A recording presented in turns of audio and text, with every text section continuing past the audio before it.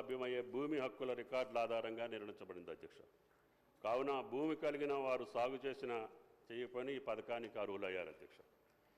ఈ రైతు బంధు అమలు చేసినటువంటి విధానం వ్యవసాయ శాఖకు లబ్ధిదారుల పేరును మార్చడం లేదా CCLA నుండి అందిన భూమి విస్తీర్ణంలో మార్పు చేయడానికి అనుమతి లేదు అధ్యక్ష. వ్యవసాయ శాఖ పట్టాదారుల బ్యాంక్ ఖాతా వివరాలను సేకరించి రైతు బంధు పోర్టల్ అప్డేట్ చేస్తుంది. ఆ ప్రకారంగా RBI యొక్క ఈక్యుబేర్ ప్లాట్ఫారం ద్వారా భూమి యాజమాన్యం విస్తీర్ణానికి అనుగుణంగా రైతుల బ్యాంక్ ఖాతాలకు నేరుగా ప్రయోజనాలు బదిలీ చేయబడుతున్నాయి అధ్యక్ష. ప్రతి పంట కాలానికి ముందు CCLA కమిషనర్ నుండి గిరిజన సంక్షేమ శాఖ నుండి సేకరించిన పట్టాదారుల డేటా మరియు ROFR పట్టాదారుల ఆధారంగా ఈ పథకం కింద సహాయం అందించడం జరిగింది అధ్యక్ష.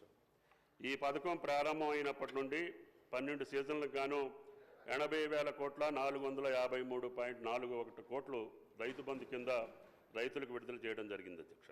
అయితే 23-24కు సంబంధించినటువంటి సహాయం 7,625.14 కోట్లు మాత్రం మా ప్రభుత్వం చెల్లించింది అధ్యక్ష. 18 వరకు పంటల సర్వే రెవెన్యూ శాఖ ద్వారా జరిగేది అధ్యక్ష. అందులో గ్రామం వారీగా పంట వారీగా విస్తీర్ణాన్ని కంటి అంచనాలతో ఉజ్జాయింపుగా చేసేవారు. 18లో భూమి రికార్డుల డిజిటలైజేషన్ తర్వాత పంటల సర్వే వ్యవసాయ శాఖ బాధ్యతగా మారింది అధ్యక్ష.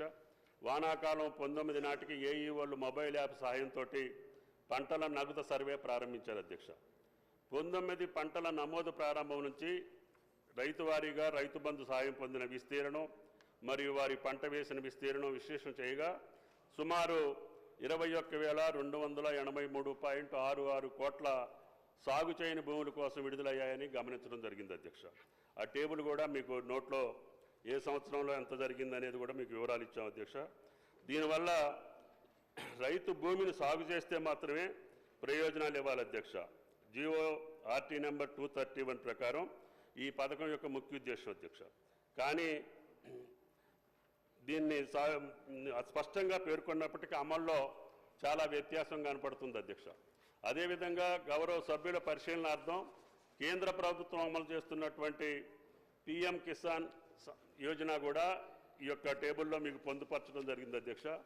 దీనికోసం ఈ యొక్క విధి విధానాలని రూపకల్పన చేయటం కోసం ఆర్థిక మంత్రి ఆధ్వర్యంలో క్యాబినెట్ గౌరవ ముఖ్యమంత్రి గారి ఆదేశాల మేరకి ఒక సబ్ కమిటీని ఏర్పాటు చేసుకొని దీని యొక్క విధి విధానాలని సక్రమంగా గతంలో మాదిరిగా కాకుండా పకడ్బందీగా రైతులకి సాగు చేసినటువంటి భూములకి ఇచ్చేటటువంటి పద్ధతులు ఏదైనా ఉంటే మీరు పరిశీలన చేయమని చెప్పి సబ్ కమిటీకి ఏర్పాటు చేయడం జరిగింది అధ్యక్ష. దాంట్లో భాగంగానే సబ్ కమిటీ రైతు భరోసా పథకం కోసం ప్రమాణాలు మరియు నిబంధనల కోసం అభిప్రాయాలు సేకరించేందుకు రాష్ట్ర వ్యాప్తంగా వివిధ వర్గాలతో వివిధ జిల్లాల్లో సమావేశాలు నిర్వహించాం. అంతేకాకుండా వీడియో కాన్ఫరెన్స్ ద్వారా రైతుల నుంచి ప్రతిపాదిత పథకం గురించి అభిప్రాయాలు సేకరించాం అధ్యక్ష. సహకార సంఘాల నుంచి కూడా ప్రత్యేక సమావేశాలు ఏర్పాటు చేసి వారి యొక్క ఉద్దేశాలను కూడా గమనం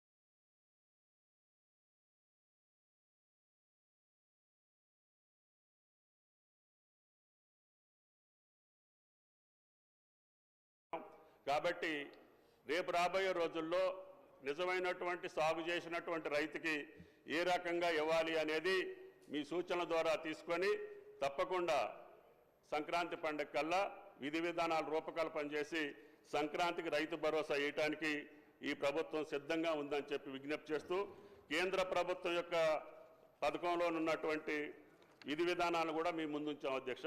వీటినన్నింటినీ గమనించి మీ అమూల్యమైనటువంటి సూచనలు ఇచ్చి రాష్ట్ర రైతాంగాన్ని సక్రమమైనటువంటి మార్గంలో ఈ పథకం అమలు చేసే స్థితికి మీ సూచనలు ఉండాలని చెప్పి గౌరవ సభ్యులు కోరుకుంటూ సెలవు అధ్యక్ష.